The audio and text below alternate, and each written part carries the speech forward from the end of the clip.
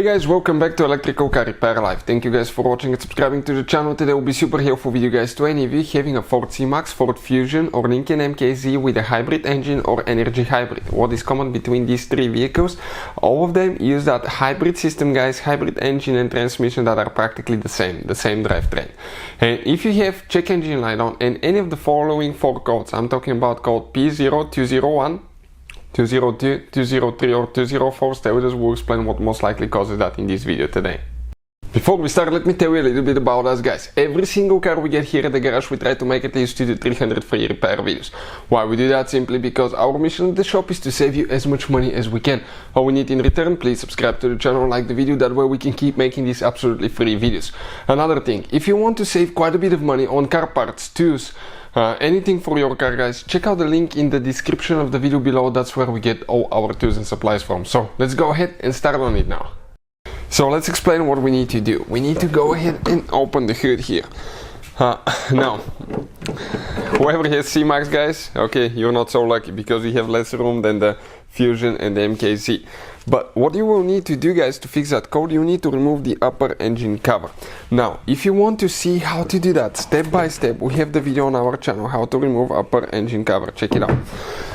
If you need to check for codes, delete codes, reset codes, see live data, guys, that's a great scanner that I'll recommend. It's very inexpensive. It's so cheap that I put one of those in every car that I have, guys, in the glove box, just in case if I get an engine light I can diagnose it. I'll put the link in the description of the video below. You can see where you can get it from for a really good price.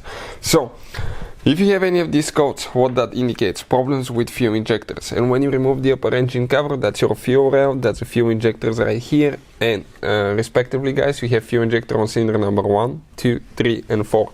This is your fuel injectors, you can see right there. That's it.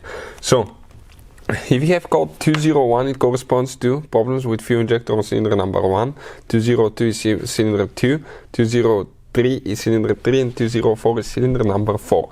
So what I recommend to check, make sure, guys, okay, make sure that the connector is plugged in, okay, that you don't have a loose connector, because what can easily happen, guys, okay, loose connector may not communicate. You can see this is the fuel injector and this one has engine oil spilled in it. Because somebody spilled engine oil, so there is engine oil in the injector and that can affect it as well, guys.